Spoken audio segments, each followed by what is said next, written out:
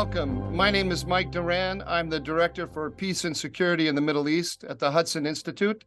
And today we're hosting an event on the Azerbaijani-Armenian peace negotiations, getting a status update.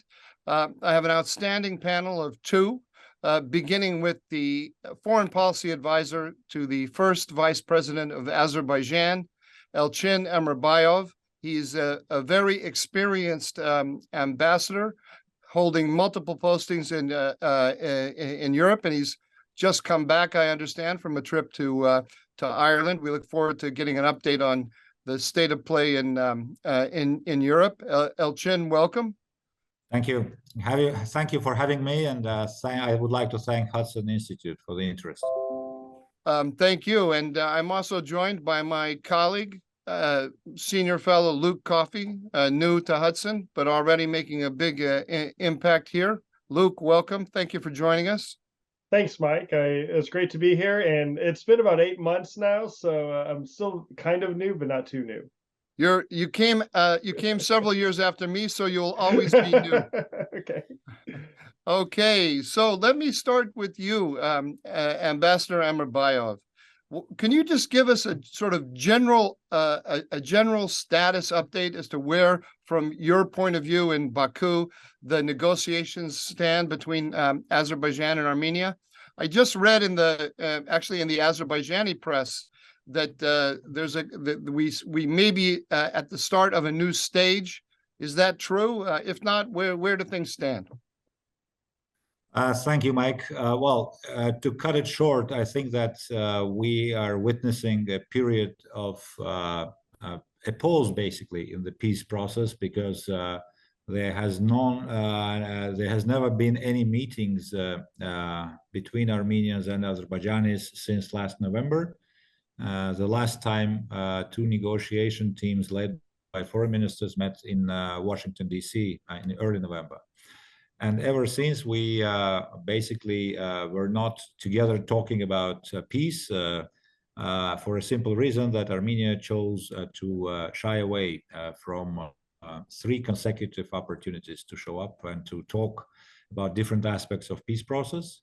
But generally speaking, peace process started immediately right after the end of the Second Karabakh War, which opposed Armenia to Azerbaijan and which was brought to an end, in November 2020. So yes, we also would like to believe that very soon this peace process, which has been put on a standstill, will be resumed. And we are expecting in the days to come some developments in this regard. And hopefully they will be able to relaunch the process which Azerbaijan considers to be crucial, not only for the relations between Azerbaijan and Armenia, but for a broader region of South Caucasus, which is of geostrategic importance because it is located between East and West, between Asia and Europe. So hopefully very soon we'll have some good news on that. Let me follow up on a couple of things there. You dropped a couple of little tantalizing tidbits here. First of all, you said we're looking forward in the next few days. Can you tell us the secrets? What's happening behind the scenes that makes you think there's some movement in the next few days?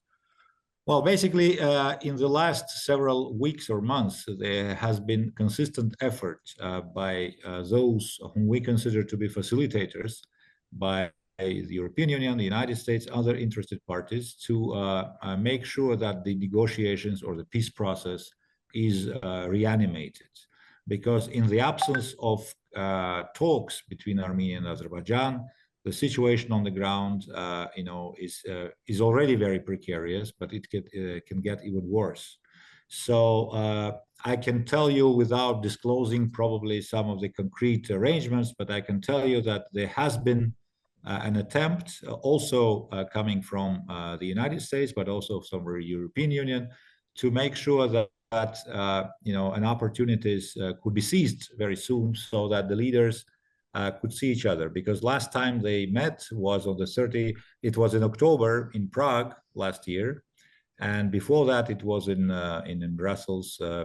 And here I would like to underline the role of the European Union, which has played a visible role of a facilitator between Armenia and Azerbaijan, and also the efforts by the United States government. As I mentioned, it was thanks to the engagement of the US government at a very high level that in November 2022, Armenian and Azerbaijani delegations were hosted in Blair House in order to continue their work on the draft of the peace agreement, which was prepared by Azerbaijan and presented to Armenia, so that we could elaborate it, agree on it, and sign it, and thus turn a page and try to speak more concretely about normalization of relations between the two countries. And these relations have been plagued by decades of animosity, rivalry, and confrontation. We have had two wars, the first one in the early 90s, and the second one took place in 2020. So tens of thousands of killed on both sides, hundreds of thousands of people displaced. Azerbaijan alone, has about 1 million of IDPs, internally displaced persons and refugees. So this is the time, in the view of Baku, of Azerbaijan, to finally put an end to this confrontation and to use the potential for peace in the region so that these nations could become good neighbors. So the other little tantalizing tidbit you dropped was the date. You said there haven't been any meetings between the leaders since last October or November. Does that coincide with the arrival of Ruben Vardanyan in Karabakh? Should I see a connection there to the change in Armenian policy to his arrival, or am I drawing too many conclusions? Well, I think that, to be frank, there has been a perception in Azerbaijan that while Armenia physically participated in different rounds of talks on different subjects within the peace process, we could not basically be sure about the sincerity and the genuine nature of their engagement, because in our perception, there was an attempt to stall the negotiation process and to play with time. But at least they showed up, and at least they participated in different rounds of negotiations. But you're right, the latest, let's say, latest gain of tension took place or coincided with November arrival or implantation, I would say, of Mr. Vartanyan into the areas of Karabakh region of Azerbaijan where Russian peacekeeping contingent is temporarily deployed. Of course, his impact on the overall situation has been toxic. He is known as an oligarch who made his fortune in Russia with some very murky schemes. In some countries like Ukraine, he is under sanctions for some illegal activities. So that's why, of course, he cannot be considered as someone who is contributing to the overall improvement of the environment of peace process, but rather the other way around. So he could be considered as a spoiler element, which basically was parachuted in order not to allow for some good nascent signs for rapprochement between central authorities of Azerbaijan and local Armenian population in Karabakh to take place.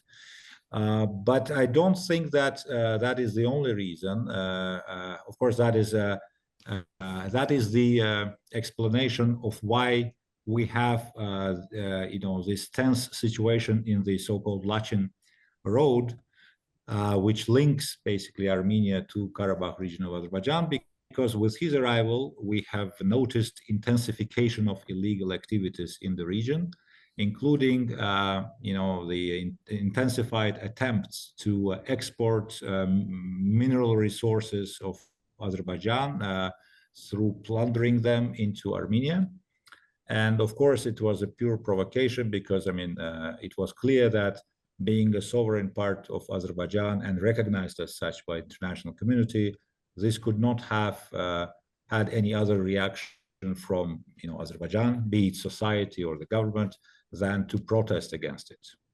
But in general, I think that today we are in a situation when the whole process is a kind of drifting away from peace perspective to a new confrontation, and it's a very dangerous situation. And Azerbaijan makes everything possible for this scenario not to take place. Thanks. I'm going to come back to you again later on the role of Mr. Vardanyan and some of the tensions on the Lachin Road. But let's go now to Luke. And Luke, can you give us your perspective on the interests of the United States in the resolution of this issue and your sense of where the policy currently stands? Thanks, Mike and Elchin. It's good to see you here virtually. It's in America's interest that there's peace and stability brought to the South Caucasus. This isn't just limited to the situation between Armenia and Azerbaijan and the ongoing tensions and the Russian peacekeeping presence in Karabakh. This also applies equally to the situation in Georgia with the ongoing Russian occupation in Shkin region in Abkhazia, and it's in America's interest to play a more active role in trying to resolve some of these long-standing conflicts. Now, Elchin was being very, I would say, polite and generous to the praise he's given to the U.S. government, to the Biden administration on their recent role in trying to facilitate dialogue and peace talks. And you have to give credit to the White House to a certain extent, because they have been playing more of an active role. And crucially, they've been playing more of an active role since Russia's illegal invasion of Ukraine, which at least shows that someone in the White House is connecting the dots. So I'll give them credit for that.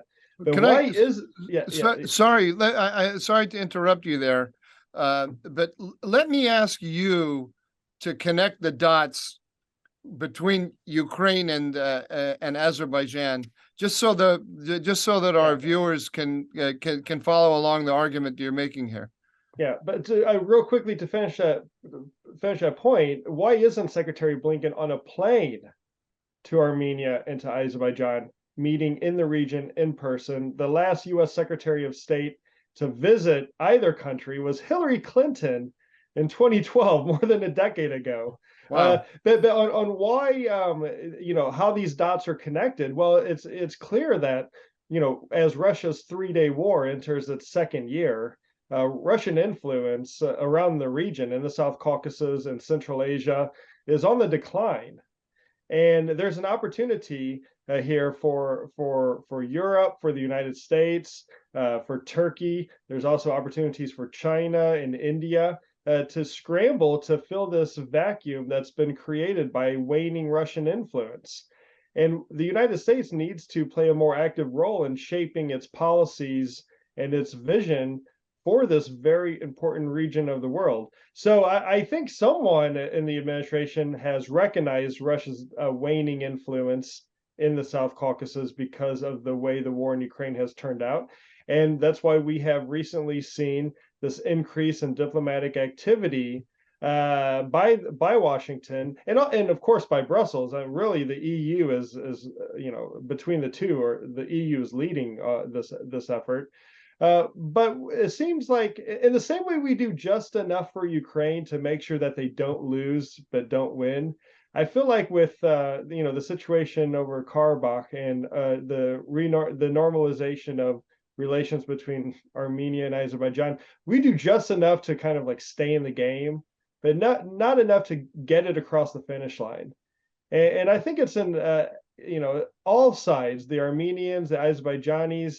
I think there is a genuine recognition that the only way forward for the region is normalization and peace and stability. Luke, let's imagine that you're having the proverbial elevator ride with President Biden, and it's a tall building. You get 2 minutes, 3 minutes maximum to explain to President Biden why he should send his Secretary of State here and why peace and stability in the South Caucasus should matter to the American people, to the president of the American people. What would you tell him? Well, this is a region of the world where Europe in particular can reduce its dependency on energy from Russian and Iranian sources. This is the one region of the world, as I like to call the Ganja Gap, where you can transit goods and services east and west along the Eurasian landmass without hitting Russian or Iranian territory. And if you could expand the size of that gap to include Armenia, that would be even more secure and better for Europe and America's interests. This is a region of the world where Russian influence is on the decline, but where Iran is trying to play more of a forceful role. And the U.S. has to be, as a global power, we have to be engaged and involved in the region. And so we have this great opportunity to do so. But if you want just one single reason why a U.S. Secretary of State should travel to Armenia or Azerbaijan, it's because it hasn't been done in more than a decade. And I think that probably alone is the most convincing argument. It is striking. I mean, the victory of Azerbaijan in the war in 2020 is a tectonic shift in the region. But it is, we do have to give the Biden administration credit. I think we really do.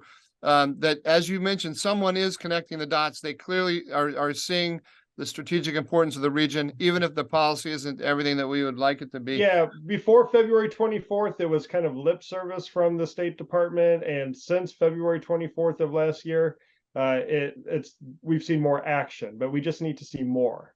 On that note, Ambassador, let me go back to you and help me understand something that I really don't understand, and that's well, I was in Baku at a meeting of a small group with President Aliyev, and he said, I think I'm quoting him directly here. I haven't checked the quote.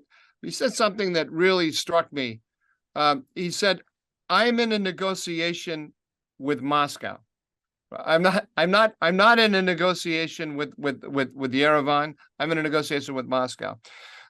But clearly, Moscow is not the only player here. There is, of course, Yerevan, but there's also, in terms of the conveners of this discussion, there is also the EU, but also the United States. The United States is playing a role here, maybe not as aggressively as Luke Coffey and I would say myself as well would like to see, but they're playing a role here, and I'm trying to sort out in my own mind these two different channels: the American channel and the Russian channel. How does that look from Baku? Are you focused primarily on the Moscow channel? And just trying to keep the Americans, interested and helpful?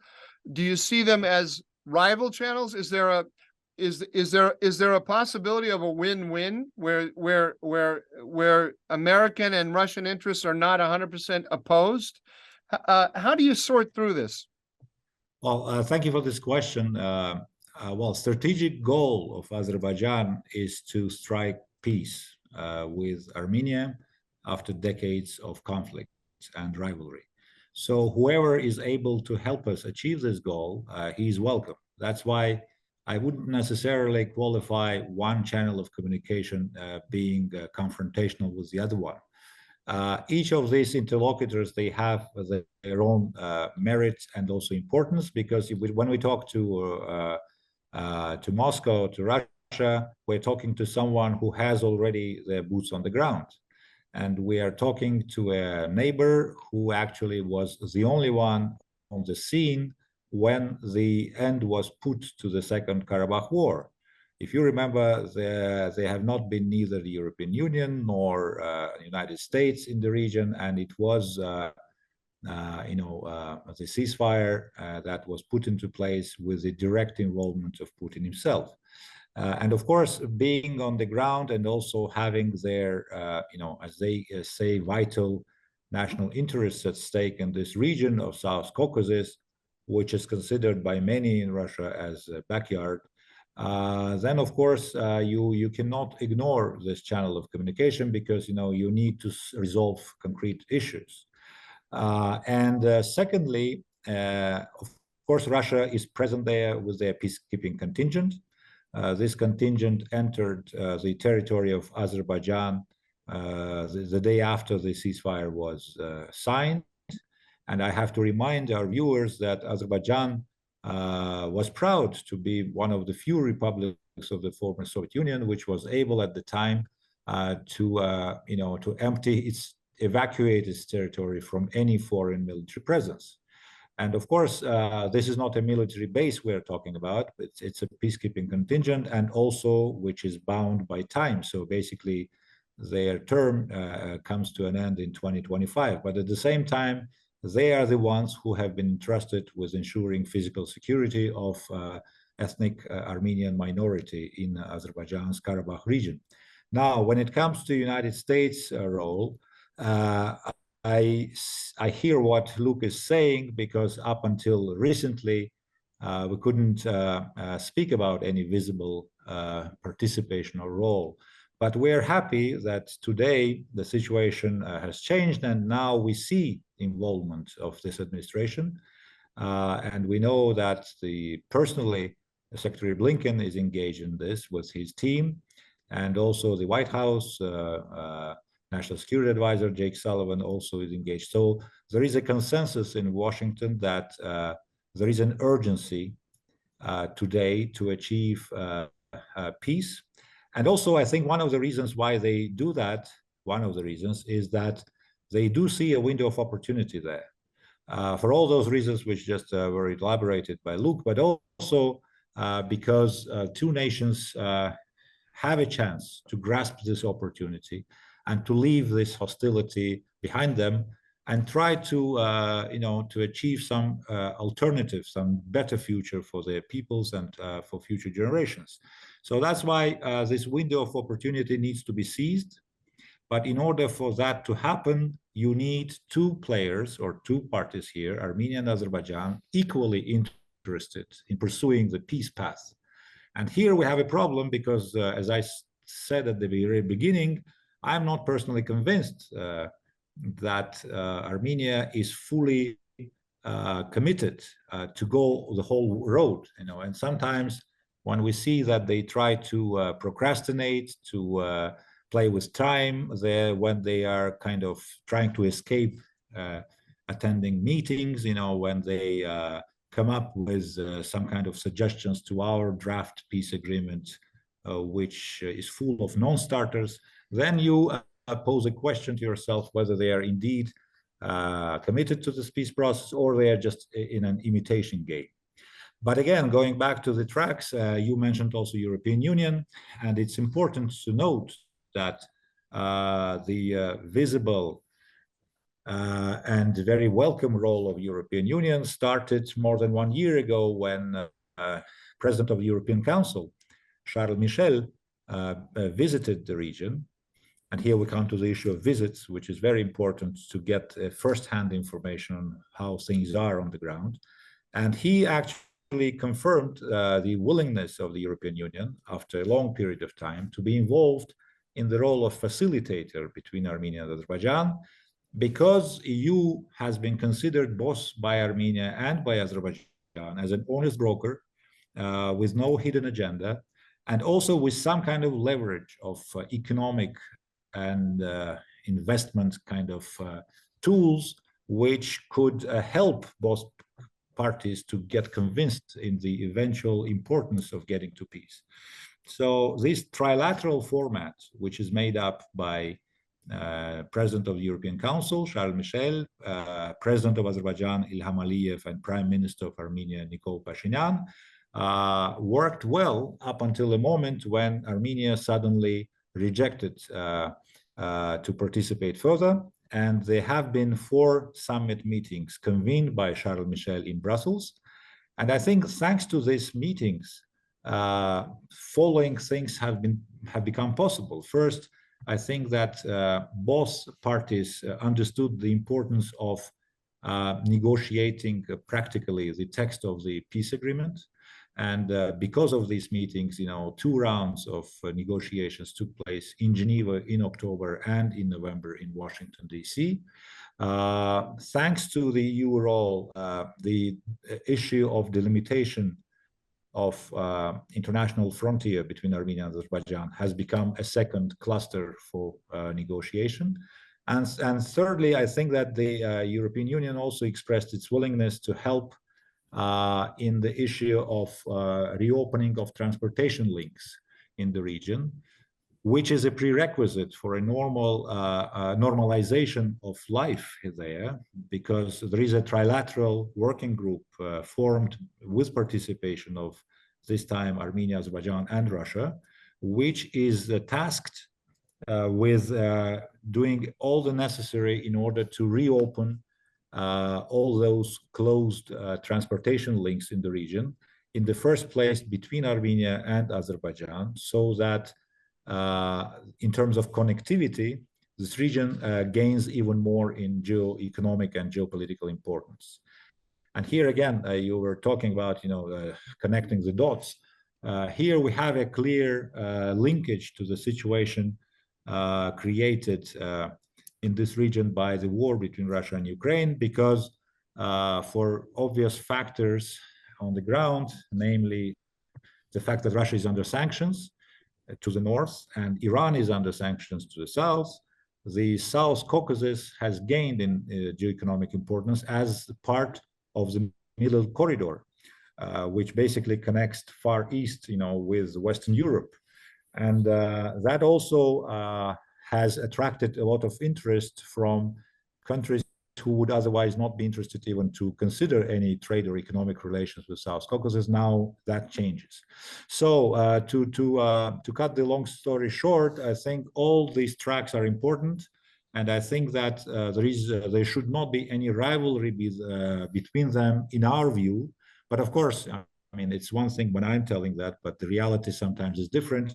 What we more care about is tangible results. So that's why I think, in order not to miss this window of opportunity I was referring to earlier, we need both parties committed to a time-bound and result-oriented negotiations that would allow to bridge the differences on the issues which are on the table. And what we're talking about is a possibility for both countries to sign a peace treaty, which would elaborate basic principles or rules of behavior between the two nations. And that is very easy because we have not invented those rules or principles. These are reciprocal respect to each other's territorial integrity, sovereignty, inviolability of their borders, rejection of any territorial claims to each other now and in the future, joint effort to delimitate and demarcate the international border between themselves, and finally, do away with all the obstacles in order to reopen transportation links. All these 5 principles were put on paper.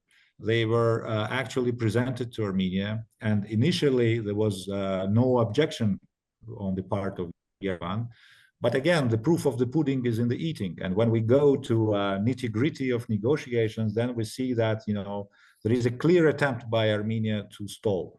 So you, the way you have described it, Azerbaijan put a draft peace agreement on the table, and the Armenians have come back with an alternative draft, or they have just raised obstacles to points in the Azerbaijani draft, or how have they reacted? Let me clarify that. Let me clarify. Well, first we kind of tested with them the basic, principles or pillars of this future agreement, and we came up with this idea of 5 fundamental principles that I just enumerated.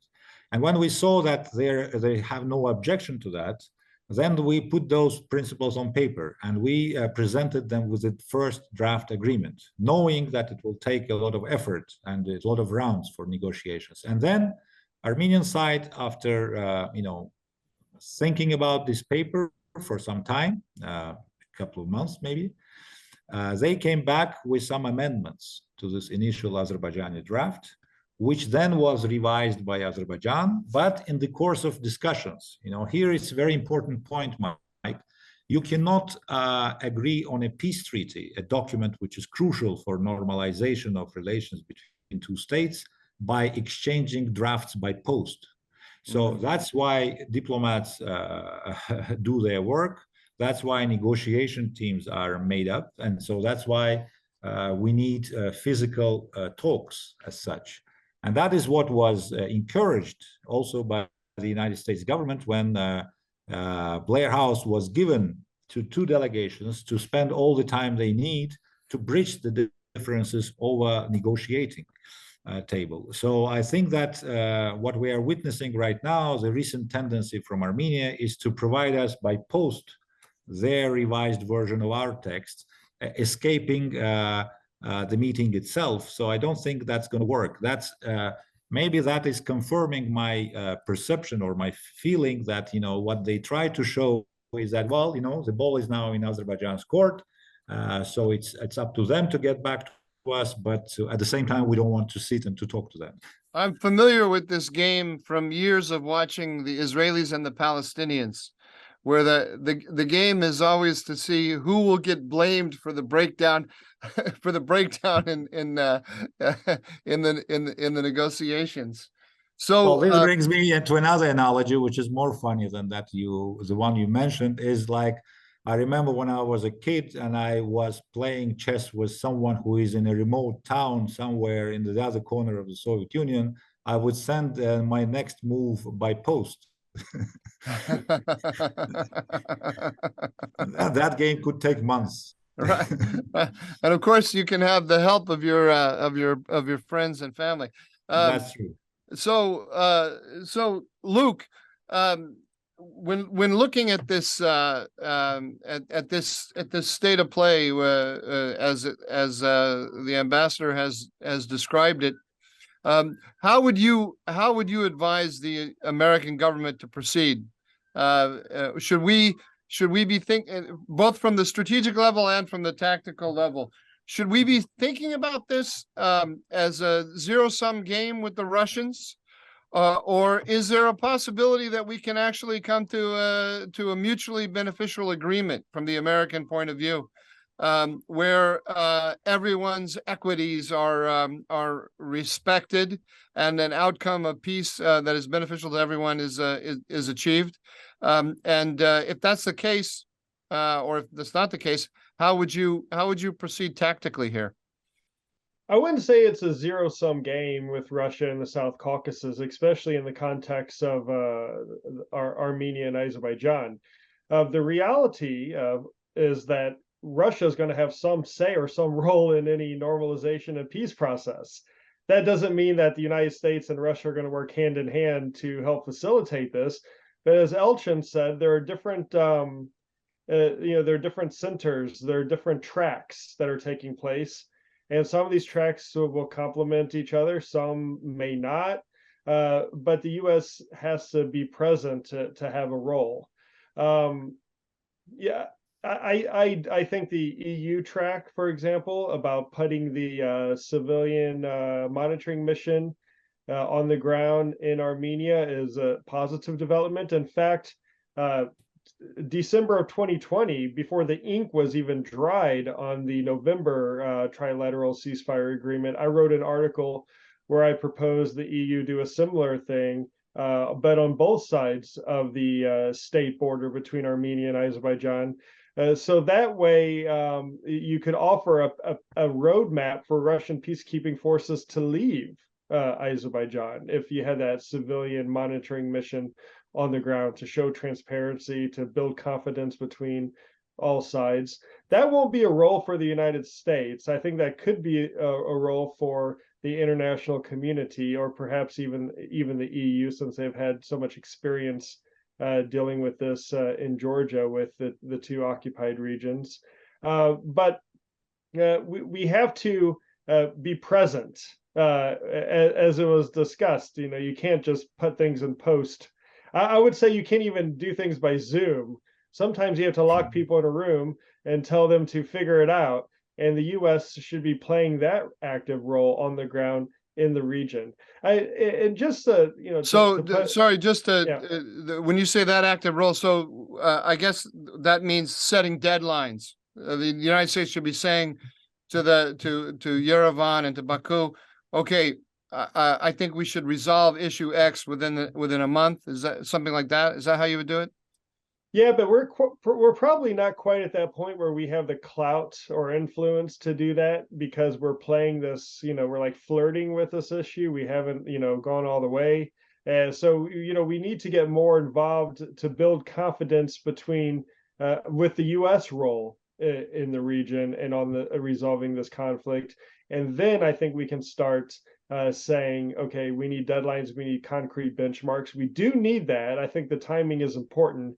And I think both sides, the Armenians and the Azerbaijanis, are crying out for more European and U.S. involvement in the peace negotiations. For years, Russia's dominated this discussion to its benefit, arming both sides, never trying to fully resolve the conflict because it maximizes Russia's influence in the South Caucasus. They will have a role to play, but I don't think they'll actually have a final role. I think the final role will have to come from the Armenian and Azerbaijani people when they realize that they can and they should live together peacefully. They can do business together. They can bring foreign direct investment to the region. And Mike, just think how many billions of dollars have been denied to the South Caucasus because of this ongoing conflict between Armenia and Azerbaijan. And think how much Armenia has missed out on regional infrastructure projects because of this conflict. Armenia itself is the one that, economically speaking, is suffering the worst. And because of that, they have the biggest incentive to normalize with Azerbaijan, to become a full member of the region, of the community. Well, let me describe. Sorry, go ahead, Ambassador. I have something I I want may to just follow jump up in Luke on that, because I think I fully share what just Luke said. It's not about the format of facilitators, or it's not about how many people are in the room, but it's about a political will of both parties in question to resolve the difficulties and to be genuinely and sincerely engaged in the peace process. Because let me remind you, there have been almost 3 decades of a situation when 3 mediators were always together with Armenia and Azerbaijan in the same room. And I'm referring to the currently almost defunct Minsk group of the OSCE. But irrespective of the number of meetings, or no matter how they tried, at the end of the day, they failed, basically because the underlying reasons of the conflict were not addressed. And I'm talking that the territorial claim by Armenia towards Azerbaijan, the illegal occupation of Azerbaijan's internationally recognized territories, mass forceful displacement of almost 1 million of Azerbaijanis. These are factors which were not addressed during this mediation. And most importantly, Armenia was not interested at all to eliminate the consequences of this in order to get to the bottom of the problem. Now, again, today we see an opportunity because we think that, the geopolitical situation in the region has changed. We should not forget that the Second Karabakh War has brought about a completely new geopolitical realities on the ground.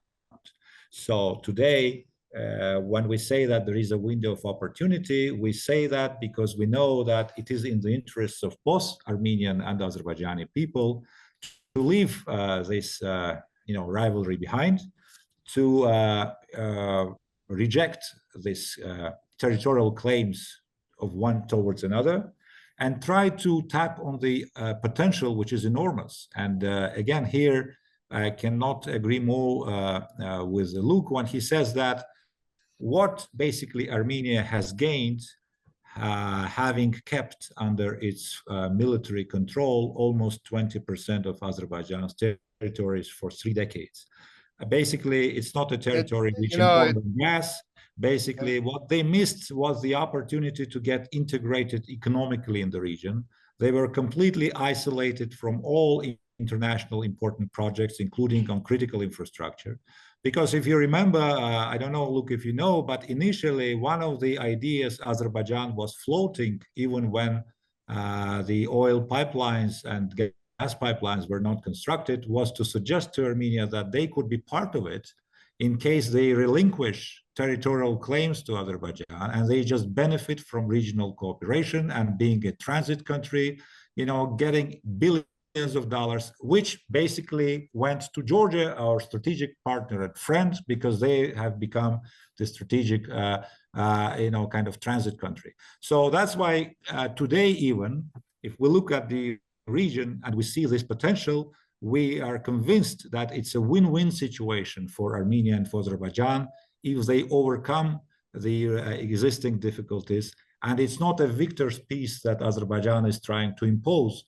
to Armenia, but we are enumerating all the advantages of them getting reconnected to the region, and where finally South Caucasus will cease to be only a geographical region, but finally can become a political region where neighbors care about each other and where they consider each other as good friends and neighbors, which will allow to lessen dependence of all these three countries on bigger nations in the region. So when I, Luke, when I look at the Armenian reluctance to accept the principles that the ambassador has described, here's what I see. I want to get your reaction. Do you agree with the picture I have in my head? And if not, how would you revise it? Prime Minister Pashinyan is playing for time, and there's no other goal in mind that he has other than simply to play for time and to foil the negotiation process. And there's no other goal than that, because there can't be, because on the one hand, he knows everything that we just said. He probably agrees with it.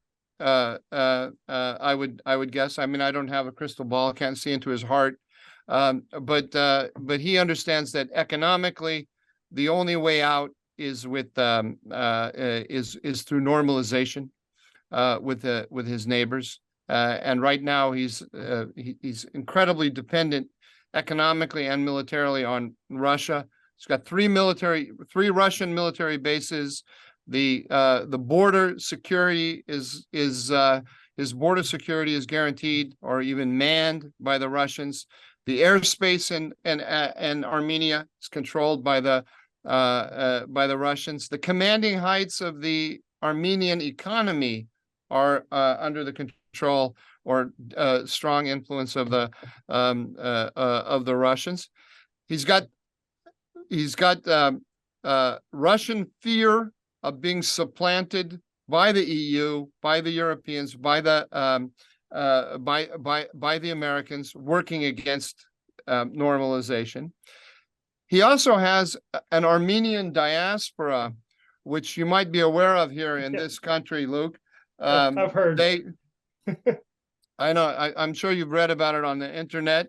They have a Dashnak spirit of jihadi opposition to any normalization with Turkey and Azerbaijan, and they, of course, I mean, for me, the most striking statistic I ever heard about Armenia is that in 1993 they had 3 million people in Armenia, and today they have 3 million people in Armenia. You know, over 30 years later, the population hasn't increased at all. What that means, of course, Armenia didn't send all of its elderly people away to Marseille and Glendale and Moscow. They sent the younger people away. So this is a society that is really really frozen in place because there's no opportunity there. So what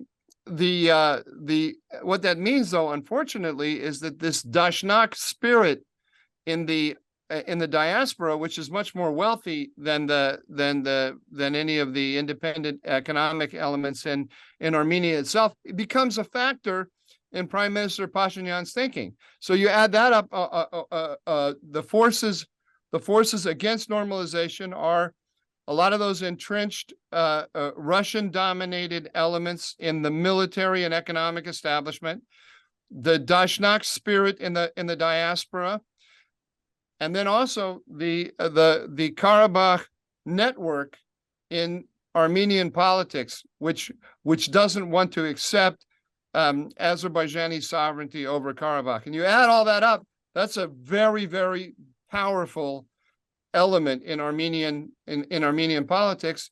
And Pashinyan knows that normalization is the way out. And I think in his heart of hearts, this is how I imagine the guy, that this is what he wants to do. And the EU and the United States are the way out, but he's under the thumb of these other elements. He can't accept Azerbaijan's sovereignty. He can't displace these elements, even though the people he represents on the ground in Armenia would like to. And so all he does is play for time. That's my view of it, and I don't know how we square that circle. What's your view? I agree totally with that. I think he's under immense pressure. Also, I think the domestic political situation in Armenia that he has to deal with isn't conducive to him showing strong leadership on normalization with Azerbaijan. Then you add in all those other factors that you just mentioned. It makes it very challenging for him. But I'll add an additional factor that you didn't mention, Mike, and that is Iran. And I don't think this gets much focus or attention. But when it comes to, for example, opening up these transport links in the region, Iran is dead against this. They say so publicly, sometimes at the highest levels. The Iranian government just recently, last week, I think, in fact, said that they would not support this idea of a transit corridor going through new transit corridors in the region going through Armenia. And of course, what we're talking about here for the viewers who aren't aware of this is the Zangezur corridor that was proposed. Well, not even proposed. I mean, I have it right here. You know, it was written in the trilateral peace agreement in November of 2020. Sorry, Luke. Luke, yeah, I want to interrupt you here just because I know what's going to happen on Twitter when we post this on Twitter. It's that all of those Dashnak people are going to write and say, this is a lie. There's no mention of the Zangezur corridor in the trilateral agreement. So I'm going to say, it's true. It's true. They have a point. It doesn't name it as the Zangezur corridor, but it calls for a transport and economic corridor from Azerbaijan proper to Nakhchivan. Okay. I just want to make that clear that this is it very much calls for a transit corridor. In fact, Article 9 says, and I quote, "All economic and transport connections in the region shall be unblocked. The Republic of Armenia shall guarantee the security of transport connections between the western regions of the Republic of Azerbaijan and the Nakhchivan Autonomous Republic in order to arrange unobstructed movement of persons, vehicles, and cargo in both directions." It cannot be any clearer than that. Okay, and Iran is dead against this, and I know that they're putting pressure on Armenia to slow roll this and to block this. Iran is against it because it makes Iran less important in the region, because of course Azerbaijan right now is reliant on Iran for an air corridor to Nakhchivan, for ground transport to Nakhchivan, and for natural gas supplies using a pipeline network through Iran to Nakhchivan. Well, that's a great point. Let's turn to the ambassador on that, and of course, and that'll allow me also to bring my favorite character here, Ruben Vardanian, back into the story, because Ambassador, you mentioned that one of the as you would understand it, one of the missions of Mr. Vardanian is to obstruct any direct negotiations or direct relationship that could develop between the Azerbaijani authorities and the Armenian residents in Hankendi and surrounding areas. But we've also heard a lot from the Azerbaijani press about the Iranian support for, or let's say, I would say, Iranian infiltration of Karabakh under the nose of the Russian peacekeepers, who are carrying out a military mission in Karabakh. And could you discuss that a little bit? How, to what extent are the Iranians involved on the ground, and how you understand their interests? And let me ask one more part of this question too. How do you understand the Russian-Iranian relationship in that regard? Well, basically what I would like to say in this regard is that although Armenia, by signing the trilateral statement on the cessation of military hostilities in November 2020, seemingly realized or accepted the new reality on the ground after the Second Karabakh War, ever since, however, Armenia has misused the Lachin Road for all sorts of illegal activities, including exporting from Karabakh to Armenia of plundered Azerbaijani mineral resources, for building up its military capacity and forces in Karabakh. We should not forget that today, around 10,000 of regular troops of Armenian armed forces are still in Karabakh, which is against any logic of peace and which is against international law, which is also against 4 resolutions of the United Nations Security Council adopted back in '93, which basically demanded from Armenia to withdraw completely and unconditionally all of their troops from Azerbaijan. Also, as you mentioned, this road has been used to infiltrate third country nationals to erect new fortifications or bunkers, and basically smuggle in landmines to continue with the mine terror against Azerbaijanis. So if you put all those in one piece of paper, you would really understand what is the real intention of Armenia here. You may think that in the heart of hearts, Pashinyan may have good intentions, and he realizes the importance of peace with Azerbaijan for the future of his country. But as I say, the road to hell is paved with good intentions. As a matter of fact, when you look at the actions, there is a huge abyss between what he declares and what Armenia really does on the ground. So, of course, Azerbaijan has voiced its strong opposition and protest against this. And of course, we will not allow any third parties in the region to aggravate the situation or to pose additional risks to our security. And that's, of course, what we have also. The only red line Azerbaijan has in this situation is any infringements on its sovereignty and territorial integrity. But going back to the reactions to what this Zangezur corridor may have, I think that it depends on how you are watching at this, whether this is a glass half full or half empty. I think that everyone may benefit from this new roads or restored links between Armenia and Azerbaijan, because even Iran, but also Russia, but also all the others, they could benefit from it, because, as I said, the middle corridor has become a new game changer in the region in terms of strategic connectivity. If you allow me, Mike, I just wanted to mention 2 points here. The one first, which was mentioned by Luke, and EU's role and their desire to send a mission, or their decision to send a second observation mission to the border between Armenia and Azerbaijan. He qualified it as a positive development. We basically, as Azerbaijan, had nothing against it, because first, it's being deployed in the sovereign territory of Armenia.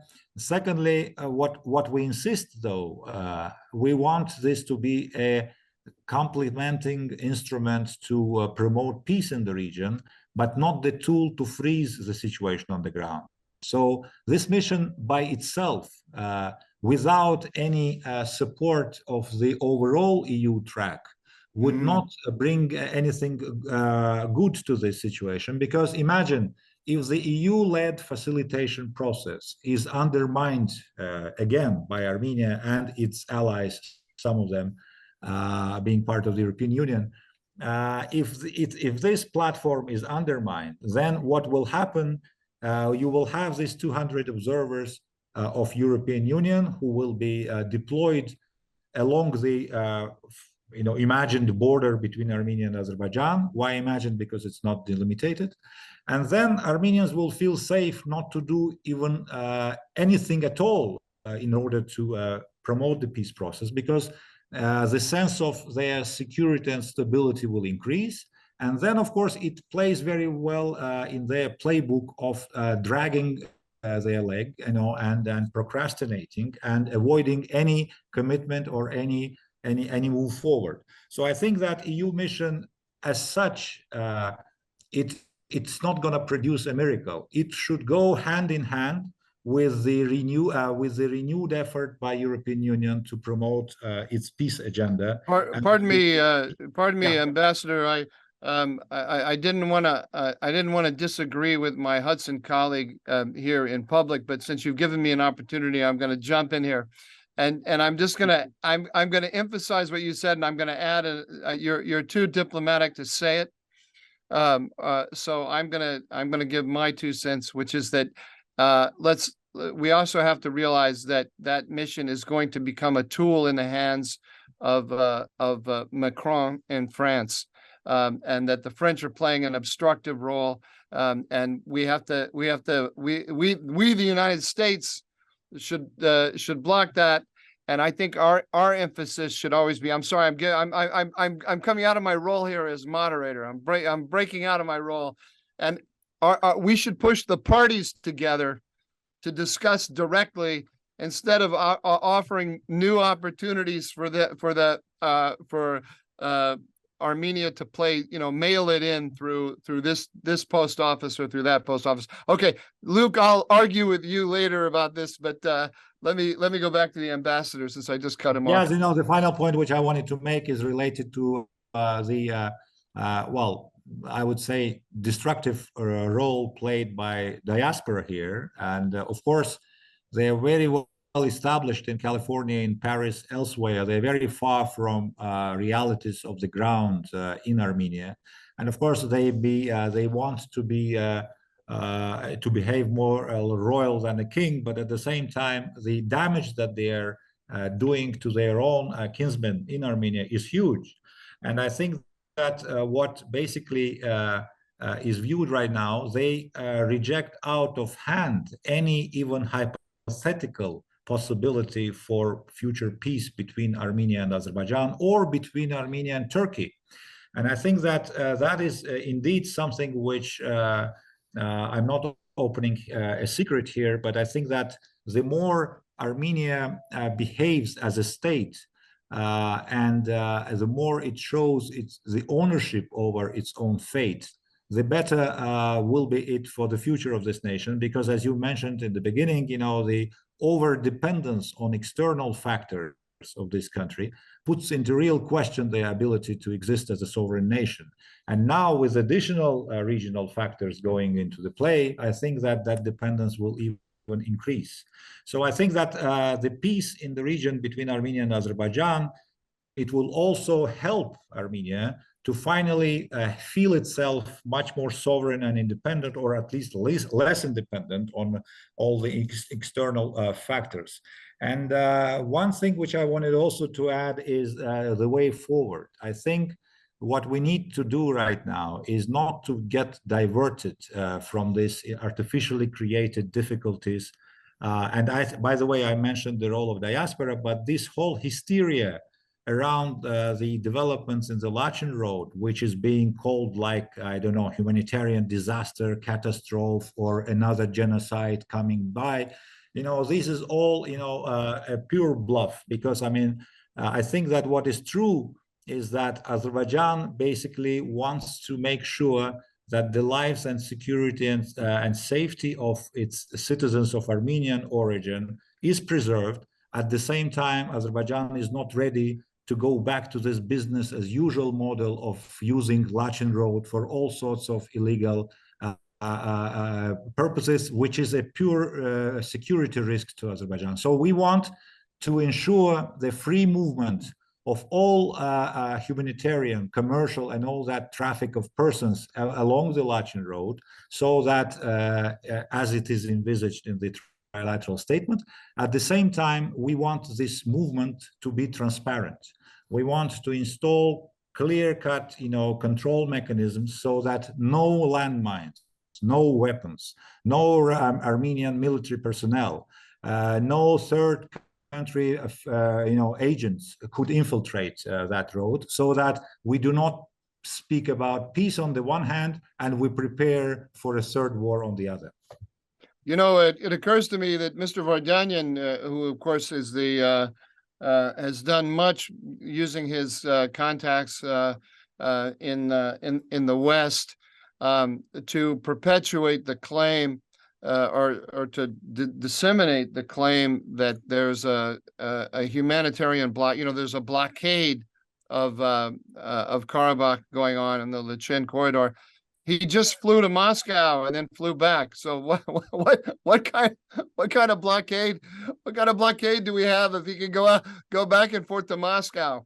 And well, just a point on that one. How can you call what is happening there a blockade when, since the 12th of December, when the protests started, legitimate protests of eco-activists of Azerbaijan, how can you call it a blockade when more than 2,000 vehicles have passed back and forth along the Lachin Road by ICRC, International Red Cross, by Russian military contingent, which are all bringing, humanitarian goods, medicaments, which are allowed to take care of all medical evacuations, reunification of family members who got stranded somewhere. So, I mean, it is at least dishonest to claim that there is a blockade, when there is an unimpeded access of this ICRC and the Russian military contingent to this territory.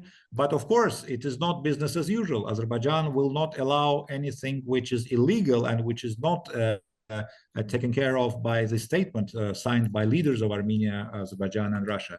And the final point, what I have learned today is that there is a new call for persecution by Vartanyan and his clique of all those persons who were noticed as open to cooperation with Azerbaijani central authorities. Well, I can name just one person, Mr. Balasanyan, who was one of those contact persons who basically was cooperative with Azerbaijani central authorities because we needed local cooperation to, for example, to build a new Lachin road. For example, to work about joint utilization of water resources. For example, to think about the future project of construction of gas pipeline to this area. So these were concrete projects which testify to Azerbaijani government's determination to reintegrate Armenians in this region and not to make them leave. That is another falsehood which needs to be rejected. So if you are putting in prison all those who were known for trying to get this rapprochement with Azerbaijan, of course, then your agenda is becoming even more clear.